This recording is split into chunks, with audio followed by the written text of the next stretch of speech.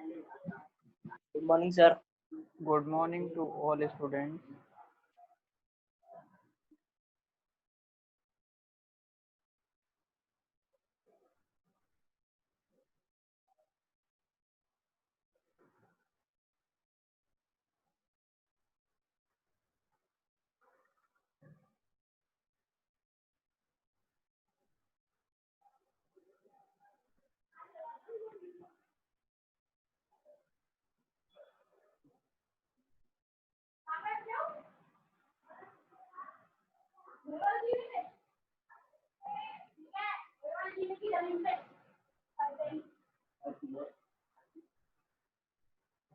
चलिए, तो पिछली क्लास की अगर हम लोग बात करेंगे तो लास्ट क्लास में हम लोगों ने आरएनए शुरू किया था और आरएनए के बारे में हम लोगों ने दो आरएनए देखे थे। एक हमने पढ़ा था आरआरएनए और दूसरा हमने समझा था टीआरएनए। और टीआरएनए के हमने दो स्ट्रक्चर समझे थे। तो सबसे पहले हम उस पर कुछ आज क्वेश्चन आप लोगों से पूछ लेते हैं। आप लोगों ने उम्मीद है पढ़ाई वढ़ाई करी होगी। तो हेमलता, आप बताइए जो टीआरएनए है उसमें कितने मॉडल दिए गए थे और कौन कौन से मॉडल दिए गए थे?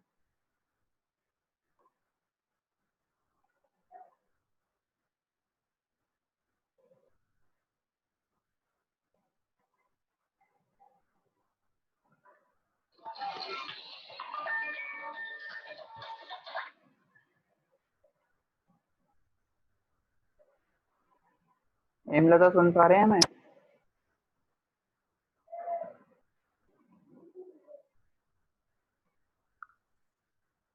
Yes sir.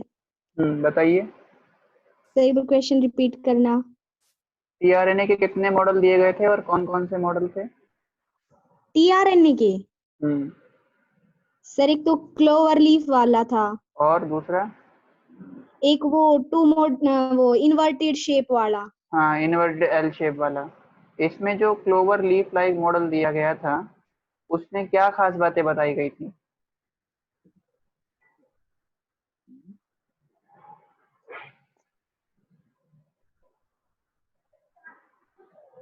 एक तो उसमें 2D मॉडल दे रखा था। नहीं, हम ये कह रहे हैं जो क्लोवर लीफ लाइक मॉडल दिया था उसमें क्या क्या खास बातें बताई गई थी?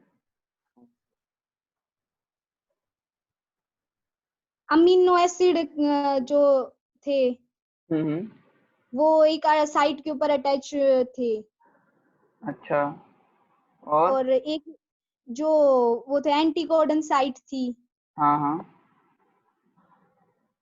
ज्योति 12th T1, आप बताइए इसमें टीआरएनए के मॉडल में क्या खास बातें बताई गई थी क्लोवर लीफ लाइक मॉडल में? सर मैंने क्लास नहीं ली है। अच्छा, ठीक है। और ज्योति 2, आप बता सकते हैं क्या क्या इसमें बातें बताई गई थी?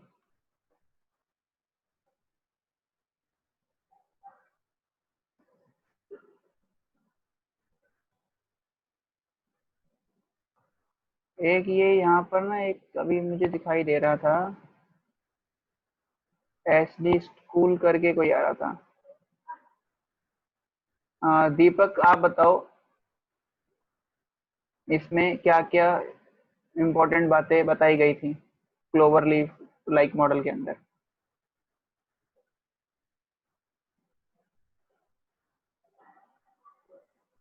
सर इसमें ये बताया गया था कि जो ये है टीआरएनए है इसकी 4 आर्म होती हैं। हाँ। और हर एक आर्म है उसके ऊपर जो अलग अलग लूप होते हैं और उनका फंक्शन के बारे में बताया था कि भाई कौन सा क्या अटैचमेंट में दो हेल्प करता है। इम्पोर्टेंट आर्म कौन कौन से हैं इसके? दो मोस्ट इम्पोर्टेंट आर्म। सर इसमें एक तो वो था एमिनो एसिड अटैचमेंट वाला और एक एंटीकोडोन लूप। ठीक है। और राइबोसोम जो होता है वो किस आर्म के साथ जाके जुड़ता है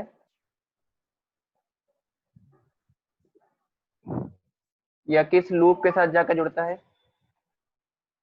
सर वो टी साई सी वाले से। हाँ ठीक है, तो ये कुछ इम्पोर्टेंट बातें थी जो एक्सप्लेन करी गई थी क्लोवर लीफ लाइक मॉडल के अंदर। तो ये जो कुछ बेसिक बातें हैं ये आप सभी को पता होनी चाहिए।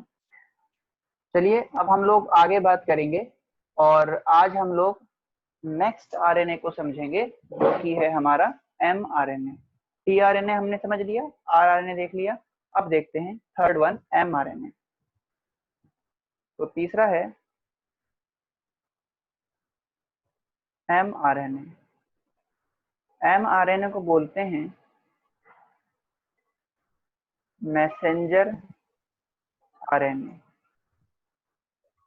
देखिए जैसे हमारी बॉडी की अगर हम बात करें, हमारे अंदर कुछ जेनेटिक इंफॉर्मेशन है, जैसे आई का कलर ले लीजिए, स्किन का कलर ले लीजिए, या फिर किसी भी ऑर्गेनिज्म का सेक्स ले लीजिए कि वो मेल होगा या फीमेल, ये सारी इंफॉर्मेशन हमारे डीएनए में है।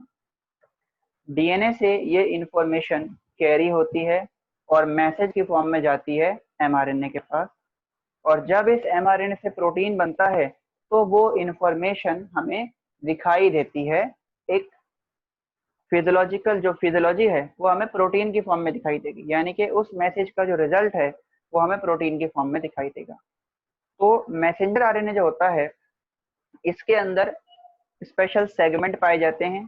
तो इसके अंदर जो सेगमेंट है वो प्रोटीन फॉर्मेशन का काम करता है। तो हम ये बोल सकते हैं कि इट प्रोवाइड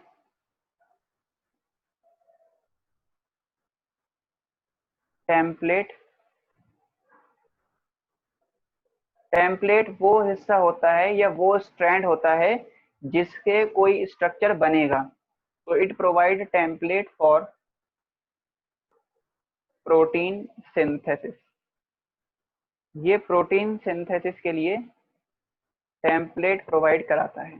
ठीक है, यानी कि हम ये बोल सकते हैं hence mRNA carry the information of forming an specific protein.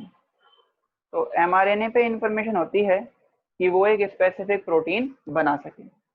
ये होता है आपका मैसेंजर आरएनए mRNA। अगर हम mRNA को यूकैरियोट में देखेंगे, यानी कि सबसे पहले हम बात करते हैं इसमें eukaryotic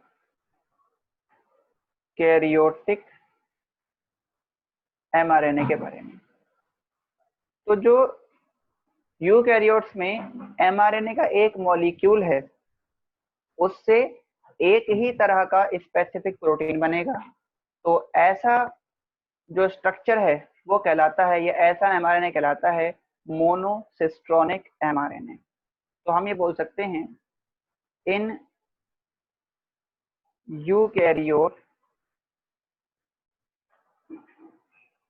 eukaryote from single molecule of mRNA form only single specific molecule of protein. This mRNA is called मोनोसिस्ट्रोनिक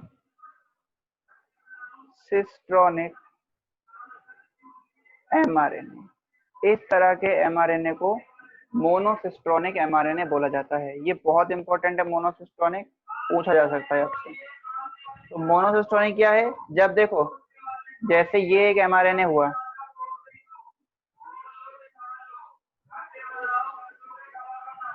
ये हो गया mRNA। इस mRNA में क्या हुआ? इसमें हुआ एक प्रोसेस प्रोटीन सिंथेसिस। और जो ये प्रोटीन सिंथेसिस का प्रोसेस है, इसको एक टर्म दी गई है, इसे बोलते हैं ट्रांसलेशन। तो इसमें ना ट्रांसलेशन हुआ, ट्रांसलेशन से क्या बना, प्रोटीन बना। तो सिंगल mRNA से ये बन गया एक ही तरह का प्रोटीन, ठीक है। तो इस mRNA को क्या बोला जाएगा, दिस इज कॉल्ड मोनोसिस्ट्रोनिक।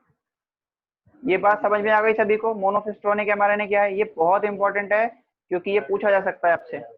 तो मोनोसिस्ट्रोनिक क्लियर हो गया आप सभी को कि जब एक सिंगल mRNA से एक ही तरह का प्रोटीन बने तो वो कहलाएगा मोनोसिस्ट्रोनिक mRNA।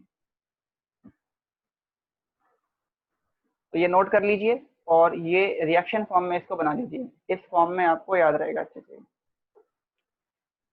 अब हम यूकैरियोटिक mRNA के बाद बात करेंगे प्रोकैरियोटिक mRNA के बारे में। तो ये आप सभी ने बना लिया होगा, चलिए इसको रब कर देते हैं। अब हम समझते हैं प्रोकैरियोटिक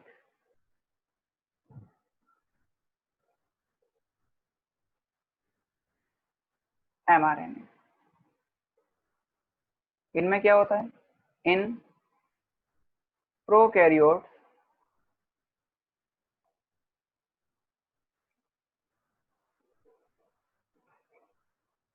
from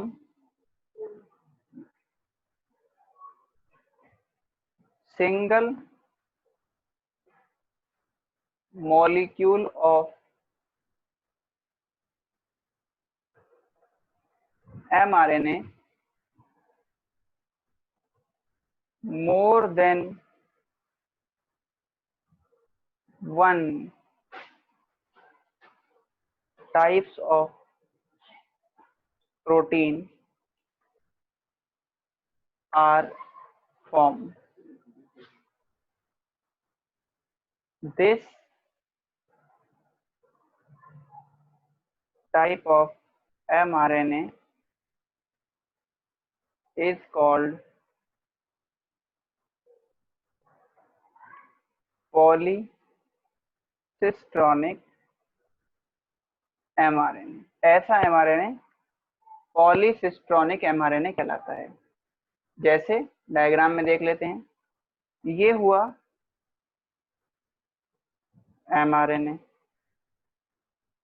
इस mRNA में होगा क्या, वही ट्रांसलेशन हुआ। ट्रांसलेशन का मतलब आपको पता ही है, प्रोटीन सिंथेसिस।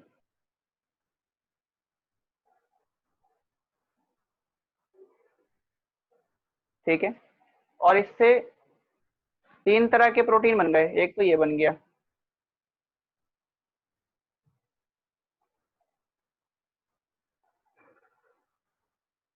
प्लस एक ये बन गया,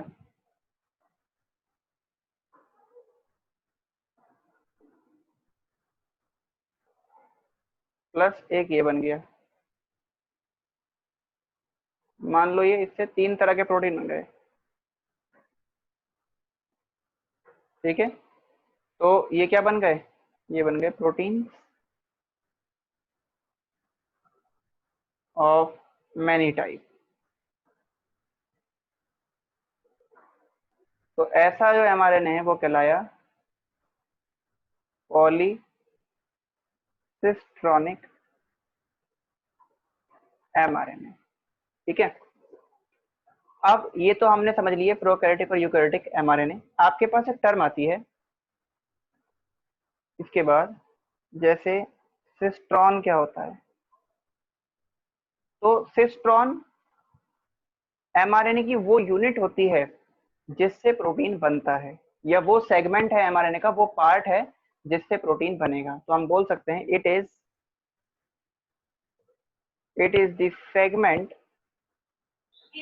ये सेगमेंट डीएनए में भी हो सकता है और आरएनए में भी होता है। तो this is the segment which form protein. वो सेगमेंट जो प्रोटीन बनाए उसे बोलते हैं हम लोग सिस्ट्रॉन। ठीक है, फिर कुछ हम नोट लिखते हैं इसके अंदर। देखिए, अगर इस सिस्ट्रॉन में रिकम्बिनेशन हो जाए, इसका जो जेनेटिक मटेरियल वो एक्सचेंज हो जाए, तो फिर इसको सिस्ट्रॉन नहीं बोलेंगे, फिर इसको बोलेंगे रिकॉन। तो यहाँ लिखते हैं when recombination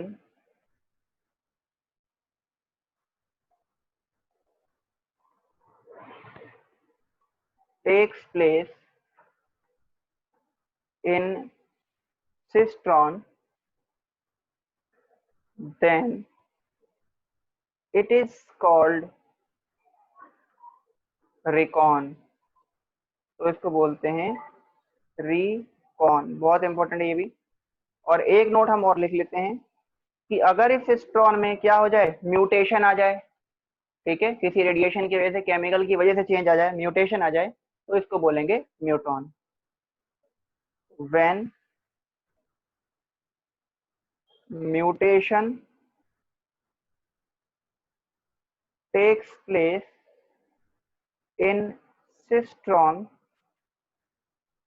then it is called muton. ठीक है, तो इसको म्यूटॉन कहते हैं। तो ये आपको तीनों पॉइंट पता होने चाहिए कि सिस्ट्रॉन क्या है, रिकॉन क्या है और म्यूटॉन क्या है। सिस्ट्रॉन वो सेगमेंट है जो प्रोटीन बनाएगा, रिकॉन उस सिस्ट्रॉन को बोलते हैं जिसमें रिकॉम्बिनेशन आ गया, म्यूटॉन उस सिस्ट्रॉन को बोलेंगे जिसमें म्यूटेशन आ गया। तो इसी के साथ हमने ये कवर कर लिया mRNA भी। तो हमने अपने ये तीनों आरएनए पढ़ लिए, आरएनए, टीआरएनए और एमआरएनए।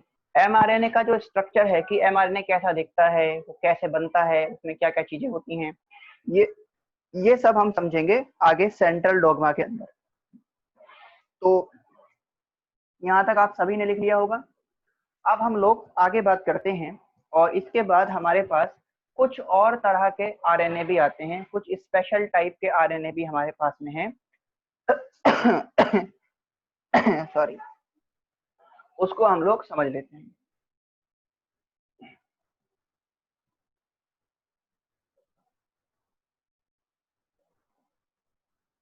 चलिए, अब कुछ और स्पेशल तरह के आरएनए के बारे में बात करते हैं। तो हेडिंग देते हैं some other types of RNA. और इसमें सबसे पहला हमारे पास आता है, नंबर 1 है genomic RNA.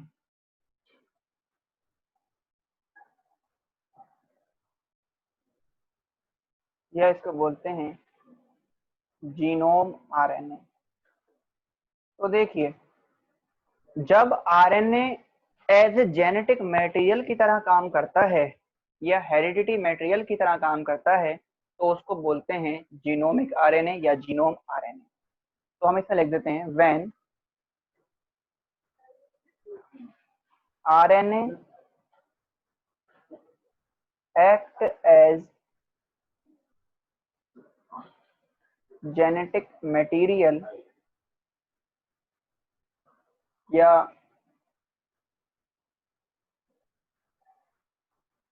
Heredity material, then it is called genomic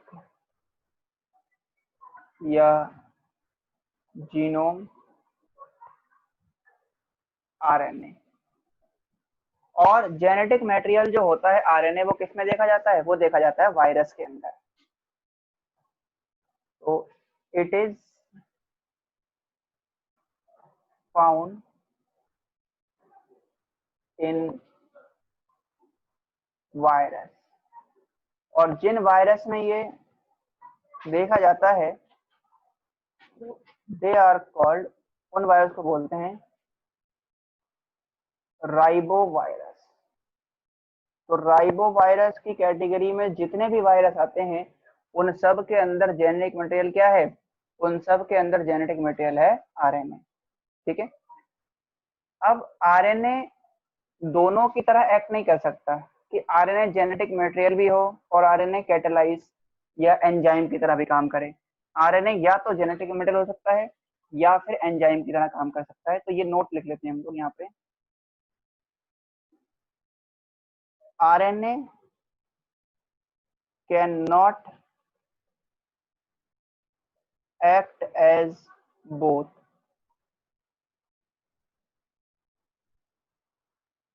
genetic material and enzyme, दोनों में से कोई एक काम करेगा ये। और दूसरा नोट ये है कि जो आरएनए है यदि वो जेनेटिक मटेरियल नहीं है किसी ऑर्गेनिज्म में, तो वो सोर्स ऑफ हेरिडिटी मतलब इंफॉर्मेशन को ट्रांसफर करने के सोर्स की तरह काम करेगा। जैसे ह्यूमन की बात करते हैं, ह्यूमन में जेनेटिक मटेरियल तो डीएनए है, लेकिन इंफॉर्मेशन जो है डीएनए से सीधा प्रोटीन नहीं बनता, डीएनए से पहले आरएनए बनता है। यानी कि इंफॉर्मेशन तो डीएनए के पास है, लेकिन डीएनए से किस में गई, पहले आरएनए में गई, और आरएनए से फिर प्रोटीन बनेगी। यानी कि इंफॉर्मेशन का जो सोर्स है वो सोर्स हो सकता है आरएनए, बट जेनेटिक मटेरियल नहीं है। RNA in presence of DNA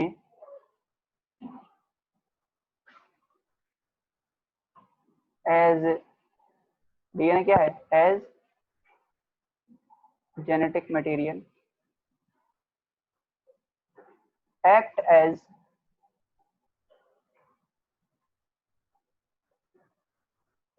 source of heredity, ये हेरिडिटी के सोर्स की तरह काम कर सकता है।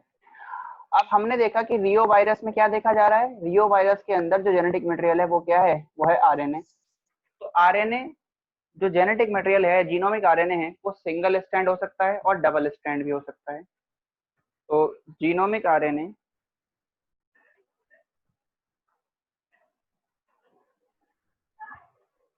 दो तरह का हो सकता है, एक हो सकता है सिंगल स्ट्रैंडेड, एक ही स्ट्रैंड वाला, और एक हो सकता है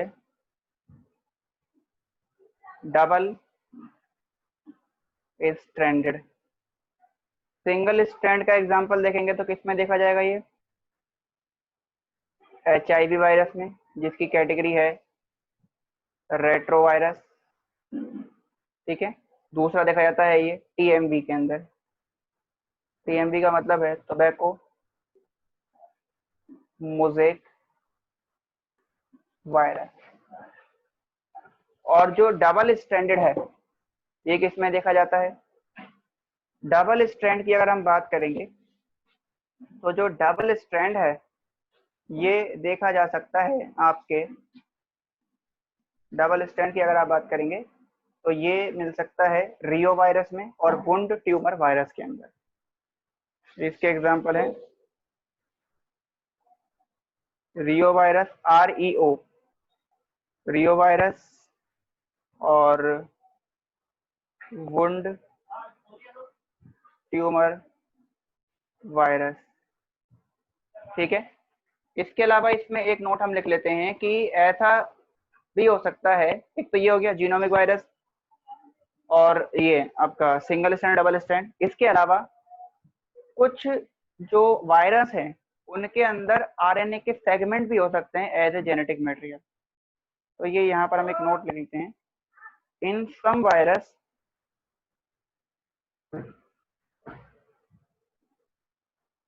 RNA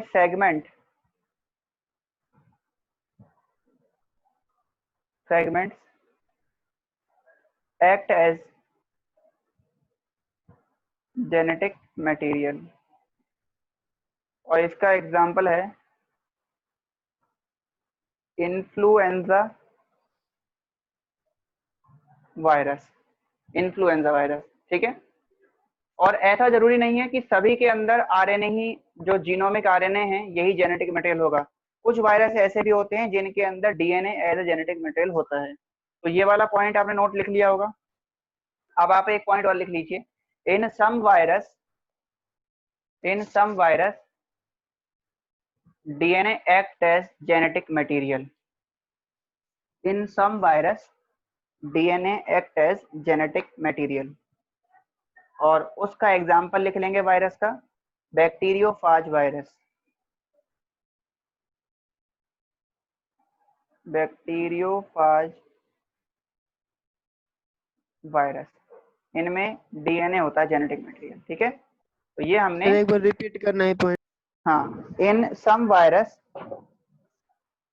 virus DNA act as genetic material. In some virus DNA act as genetic material. और एग्जाम्पल लिख लो, बैक्टीरियोफाज वायरस। इसका मतलब यह है कि कुछ वायरस हमारे पास ऐसे भी हैं जिनमें डीएनए जेनेटिक मटेरियल होता है, और उसका एग्जाम्पल है बैक्टीरियोफाज वायरस। ठीक है, या इकोलाई ले सकते हो, इकोलाई, और सॉरी इकोलाई तो बैक्टीरिया हो गया ना, बैक्टीरियोफाज वायरस इसी की कैटेगरी आती है। बैक्टीरियोफाज की एक T2 फाज हो गया, T2 फेज वायरस, तो इनके अंदर भी जेनेटिक मटेरियल क्या है, डीएनए है। तो ये हो गया हमारा सबसे पहला जीनोमिक आरएनए या जीनोम आरएनए। अब इसके बाद सेकंड टाइप के आरएनए पे हम चलते हैं। तो देखिए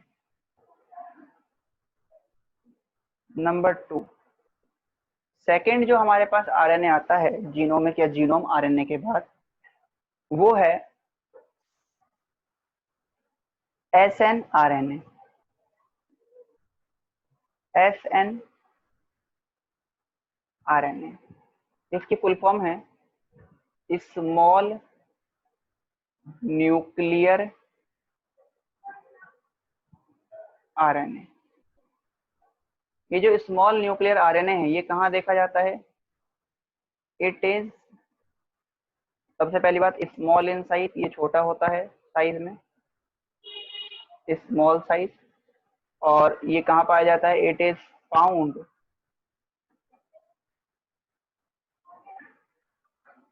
इन दी न्यूक्लियोप्लाज्म इन फ्रीली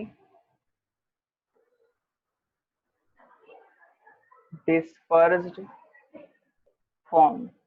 ये फ्रीली डिस्पर्स फॉर्म में न्यूक्लियोप्लाज्म में तैरता रहता है। ठीक है, जो एसएनआरएनए है, एसएनआरएनए का एक मॉलिक्यूल 7 से 8 प्रोटीन मॉलिक्यूल के साथ कंबाइन करता है और बनाता है एसएनआरपी।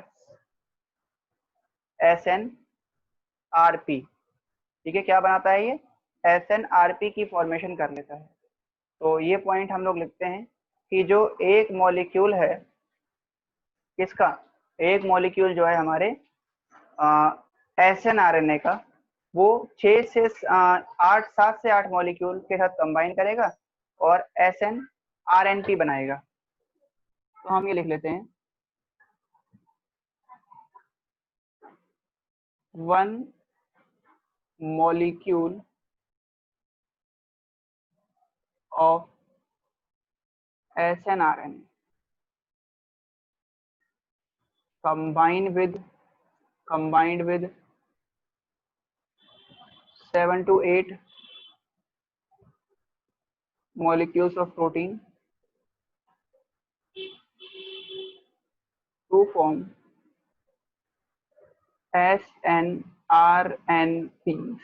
ठीक है, और इसका काम क्या होता है? इसका काम होता है और स्प्लाइसिंग के लिए होते हैं ये। स्प्लाइसिंग क्या होती है ये हम आगे समझेंगे एमआरएनए के अंदर। देखो, इसको ना हम इक्वेशन फॉर्म में ऐसे लिख देते हैं, जैसे एक मॉलिक्यूल हो गया किसका? एसएनआरएनए का एक मॉलिक्यूल हो गया, प्लस 7 to 8 मॉलिक्यूल किसके हो गए? प्रोटीन्स के हो गए। ये आपस में कंबाइन करें, इनके कॉम्बिनेशन से क्या बन गया? इनके कॉम्बिनेशन से बना एक मॉलिक्यूल एसएनआरएनपी का। अब देखिए, एसएनआरएनपी के टाइप हो सकते हैं। इसके अगर हम टाइप्स देखें तो इसमें हम एक टेबल फॉर्म में देख लेते हैं। Serial number, type of SN RNP और इनका यहाँ पे आ जाता है फंक्शन। तो सबसे पहला है U1 एंड U2। जो U1 एंड U2 हैं ये होते हैं फॉर स्प्लाइसिंग ऑफ mRNA। ये mRNA की स्प्लाइसिंग करते हैं, मतलब mRNA के ऊपर जो भी वेस्ट पार्ट है, वो पार्ट जिसका कोई काम नहीं है, उसको ये रिमूव करेगा। दूसरा है U3, ये होते हैं फॉर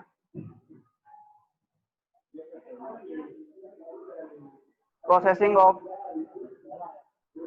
tRNA। ये tRNA की प्रोसेसिंग में काम करते हैं। और इसके बाद हमारे पास जो आता है नेक्स्ट थर्ड है, वो है U7। और जो अच्छा ये आ जाएगा tRNA, ये हो जाएगा rRNA। और नेक्स्ट है U7। जो U7 है ये होते हैं फॉर प्रोसेसिंग ऑफ mRNA। ये mRNA की प्रोसेसिंग करते हैं। प्रोसेसिंग का मतलब है कि जो mRNA DNA से बनता है ना यूकैरियोट्स में, वो फंक्शनल नहीं होता, तो उसको फंक्शनल बनाने के लिए क्या करते हैं, उसके ऊपर स्प्लाइसिंग करते हैं और प्रोसेसिंग करते हैं कुछ, तो फिर वो हमारा जो mRNA आता है वो प्रॉपरली mRNA फंक्शनल mRNA बन जाता है। और RNA के अंदर भी प्रोसेसिंग होगी, rRNA के अंदर कुछ चेंजेस होंगे, जिनके बाद rRNA भी एक्टिवेट हो जाएगा या एक्टिव हो जाएगा। तो ये सारा काम SNRNP करते हैं। और SNRNP किसके बने होते हैं, ये बने होते हैं SNRNA और प्रोटीन के। तो ये हमने सेकेंड टाइप का RNA पढ़ लिया, जीनोमिक RNA के बाद SNRNA। तो ये नोट करिए। इसके बाद फिर हम आगे बात करेंगे, एक तीसरे तरह का RNA पढ़ेंगे, और जो है आपका कैटालाइटिक RNA यानी कि एंजाइमेटिक RNA। तो उसको आप कर देते हैं। अब हम समझते हैं थर्ड वन,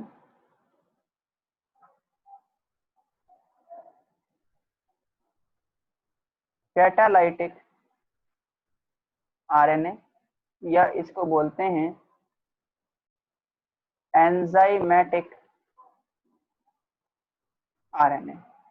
तो देखिए, अगर जो कैटालाइटिक RNA या एंजाइमेटिक RNA की बात करेंगे, तो ये जो कैटालाइटिक RNA है या एंजाइमेटिक RNA है,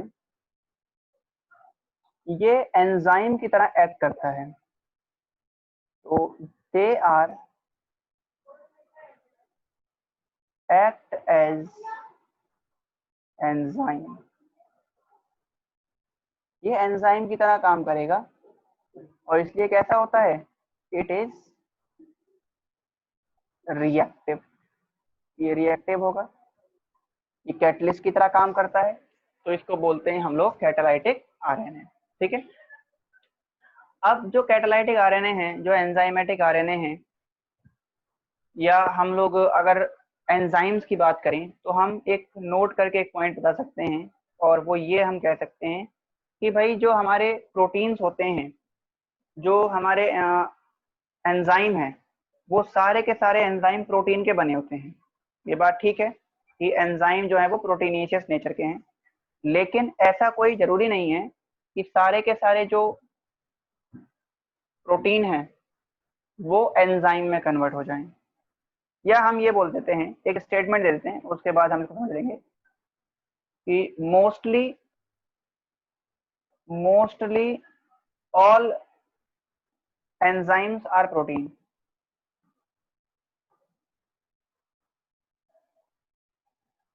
ऑल एंजाइम्स आर प्रोटीन। ठीक है। But all proteins are not enzyme। ज्यादातर सारे एंजाइम प्रोटीन के बने हैं, लेकिन सारे प्रोटीन एंजाइम में कन्वर्ट हो जाएं ऐसा नहीं होता, क्योंकि कुछ एंजाइम अलग भी होते हैं। इसका जो हम इसका रीजन देखेंगे, तो रीजन क्या है स्टेटमेंट का, रीजन ये है some RNA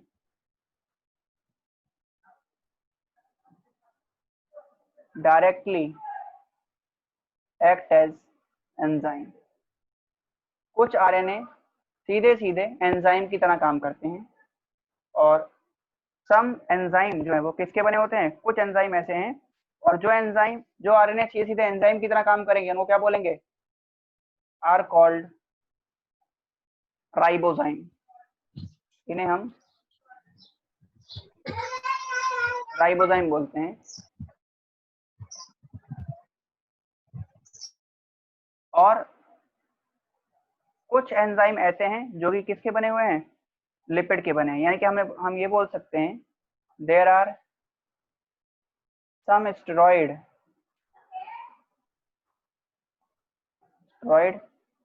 which act as enzyme. कुछ स्टेरॉइड भी होते हैं जो एंजाइम की तरह काम करते हैं। अब अगर हम इस पे वापस आए, कैटालाइटिक आरएनए की बात करें, तो कैटालाइटिक आरएनए को हम लोग क्या बोलते हैं, कॉल्ड राइबोजाइम। इन्हें राइबोजाइम भी बोला जाता है। और इनकी डिस्कवरी किसने करी थी, इनको डिस्कवर किया था कोइच एट ऑल ने, कोइच और उसके स्टूडेंट्स ने। ठीक है, कोइच एट ऑल ने डिस्कवर किया था। किससे देखा था इन्होंने इसको, फ्रॉम सीलिएटेड प्रोटोजोन से निकाला था इन्होंने इसको, और इसका नाम है टेट्राहिम्निया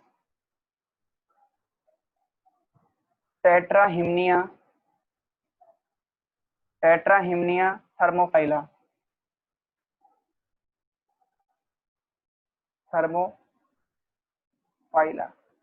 टेट्राहिम्निया थर्मोफाइला, जो कि एक सीलेटेड प्रोटोजोन है, उसमें से इन्होंने इसको आइसोलेट किया था। और इसका अगर हम एग्जांपल देखेंगे, कैटालाइटिक आरएनए का अगर हम एग्जांपल देखेंगे, तो इन यूकैरियोट्स में जो 28 SrRNA हैं, एक्ट एज कैटालाइटिक आरएनए। और इन प्रोकैरियोट्स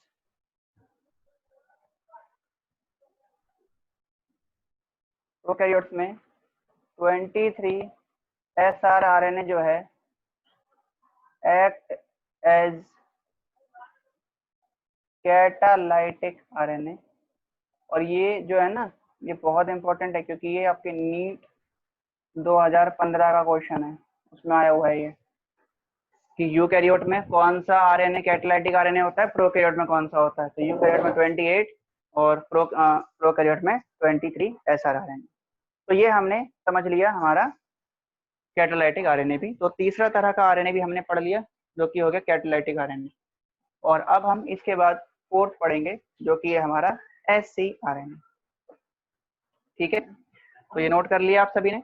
और अब हम समझ लेते हैं ScRNA।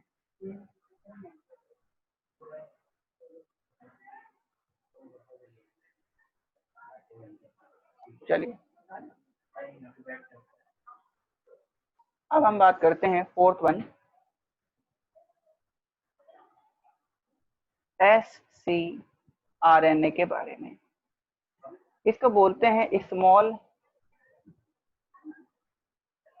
Cytoplasmic RNA. Small cytoplasmic RNA, ये भी स्मॉल साइज का होता है, स्मॉल इन साइज। और ये किस में देखा जाता है, फाउंड इन साइटोप्लाज्म। साइटोप्लाज्म में रहेगा, और कैसे रहेगा, फ्रीली डिस्पर्स्ड फॉर्म, तैरता रहेगा साइटोप्लाज्म में। इसका एग्जाम्पल अगर देखेंगे तो इसमें आ जाएगा एग्जाम्पल, अगर आप देखोगे तो 7S इसका एग्जाम्पल है। अब देखो 7S का एक मॉलिक्यूल, तो हम यहाँ बोल सकते हैं कि 1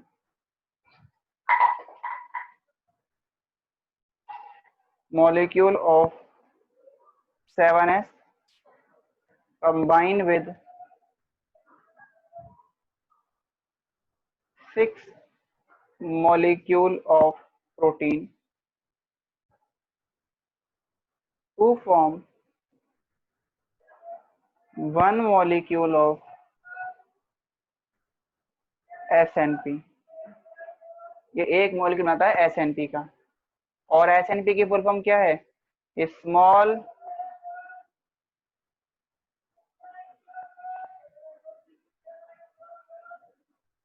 न्यूक्लियर प्रोटीन। ठीक है, स्मॉल न्यूक्लियर प्रोटीन। तो अगर हम स्मॉल न्यूक्लियर प्रोटीन की बात करें, ये करते क्या हैं? तो जो SNP हैं, ये इसको इक्वेशन में कैसे लिखेंगे? ऐसे लिख लेंगे, 1 मॉलिक्यूल हो गया 7s का प्लस 6 मॉलिक्यूल हो गए प्रोटीन के, और इससे क्या बन गया? 1 मॉलिक्यूल बन गया SNP का। SNP का फंक्शन देख लो। तो जो SNP है, SNP is responsible for attachment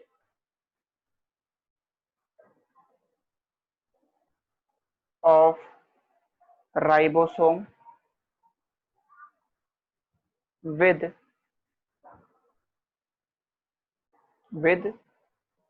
किसके साथ में? with endoplasmic reticulum. Endoplasmic reticulum के साथ अटैचमेंट में हेल्प करता है। अच्छा, आपको मैंने SNRP ये बताया था, SNRNP, इसकी फुल फॉर्म नहीं बताई थी ना? इसकी फुल फॉर्म लिख लो, small nuclear ribo nuclear protein. ये डिफरेंस पूछता है आपसे। SNRNP, ये SNRNP जो है ना, ये पूछता है डिफरेंस से कि SNRNP और SNP में क्या डिफरेंस है। SNRNP और SNP में क्या डिफरेंस है? तो बता सकते हो आप, कंपोजिशन का फर्क होता है, और पहले इनके फुल फॉर्म बता दोगे, फिर कंपोजिशन बता दोगे, और उसके बाद क्या बताओगे? उसके बाद आप बता दोगे, उसके बाद आप इनका फंक्शन बताएंगे कि इनके फंक्शन भी अलग अलग होते हैं। तो इसी के साथ हमारा जो आरएनए है वो पूरा कंप्लीट होता है। तो हमने पूरा आरएनए वर्ल्ड कवर कर लिया, और उसमें हर तरह के आरएनए को हमने पढ़ लिया। अब हम चलते हैं सेंट्रल डॉगमा की तरफ, तो उसको रब करते हैं और आगे बढ़ते हैं सेंट्रल डॉगमा के पास। तो देखिए, अब हमारे पास आता है next topic, central dogma. Central dogma क्या है? सेंट्रल डॉगमा एक तरीके का फ्लो है। ये जेनेटिक इंफॉर्मेशन के फ्लो को एक्सप्लेन करता है। तो it explain the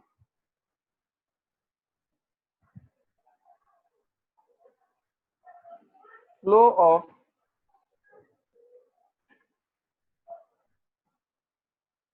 genetic information. ये जेनेटिक इंफॉर्मेशन के फ्लो को एक्सप्लेन करता है कि जो इंफॉर्मेशन है वो कैसे ट्रांसफर होती है। और ये किसने दिया था? Given by 2 scientist, given by Francis and Crick. दोनों अलग अलग साइंटिस्ट थे, ठीक है, एक नहीं था। ये फ्रांसिस और क्रिक ने दिया था central dogma, given by Francis and Crick. अगर हम सेंट्रल डॉगमा देखेंगे और ऐसे ऑर्गेनिज्म के लिए जिनमें DNA as a genetic material है, तो कैसे चलेगा सेंट्रल डॉगमा? ये इस तरह से चलता है। सेंट्रल डॉगमा में होता क्या है, देखो, सबसे पहले ये आपका डीएनए है,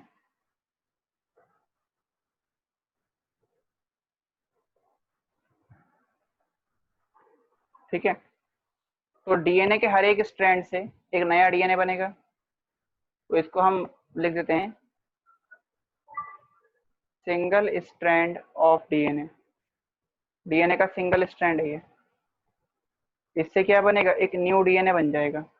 इससे डीएनए बनेगा भाई, सिंगल स्ट्रैंड से क्या हो जाएगा, डबल स्ट्रैंड बन जाएगा ना ये। तो यहाँ पर डीएनए से डीएनए बन रहा है, ये क्या बन गया, डीएनए बन गया। तो डीएनए से जब डीएनए बना तो ये प्रोसेस कहलाया रेप्लिकेशन। उसके बाद इस डीएनए से क्या बना, इस डीएनए से बन गया ये आरएनए। ठीक है, ये बन गया आरएनए। और डीएनए से जब आरएनए बनेगा तो ये प्रोसेस कहलाएगा ट्रांसक्रिप्शन। और फिर आरएनए से बनता है, आरएनए से बन गया ये,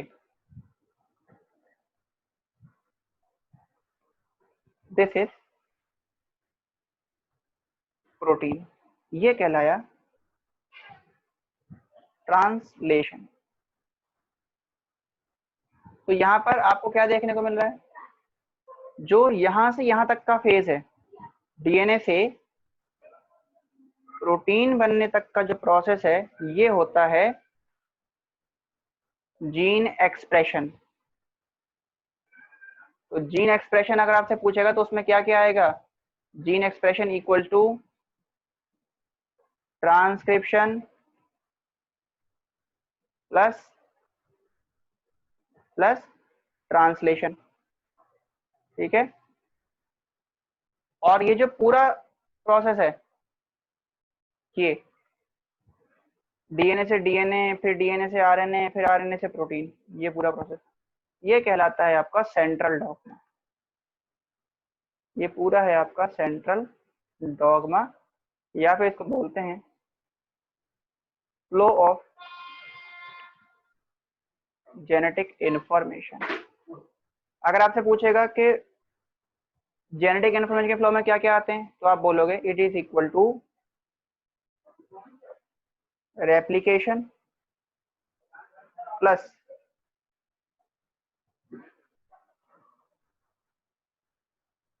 ट्रांसक्रिप्शन प्लस ट्रांसलेशन। या फिर हम ये भी तो बोल सकते हैं, और हम ये बोल सकते हैं कि भैया रेप्लिकेशन प्लस जीन एक्सप्रेशन, ठीक है, equals to flow of genetic information. तो ये हो गया हमारा सेंट्रल डॉग्मा, और यही हमें पढ़ना है। सेंट्रल डॉग्मा को ही हमें इस चैप्टर के अंदर अब समझना है। यही पोर्शन हमारा रह गया है। जैसे ही हम कंप्लीट करेंगे हमारा ये चैप्टर खत्म हो जाएगा। तो ये आप लिख लीजिए। इसमें और जो बातें हैं वो हम लोग नेक्स्ट क्लास में समझेंगे। ये तो हमने समझा अभी नॉर्मल सेंट्रल डॉग्मा जो चलता है। इसके अलावा सेंट्रल डॉग्मा रिवर्स भी होता है। तो नेक्स्ट क्लास में हम सबसे पहले समझेंगे रिवर्स सेंट्रल डॉग्मा, और फिर हम देखेंगे जेनेटिक मटेरियल की सर्च, कि भाई जो जेनेटिक मटेरियल है वो डीएनए है, ये कैसे डिस्कवर हुआ था, कैसे कैसे खोजा गया था। और कल की क्लास में जो एक्सपेरिमेंट होंगे उनमें से एक एक्सपेरिमेंट आपके सीबीएसई बोर्ड में जरूर आएगा, 5 नंबर में आता ही आता है। तो यहाँ तक करके रखिए, बाकी कंटिन्यू करेंगे हम लोग नेक्स्ट क्लास के लिए। धन्यवाद।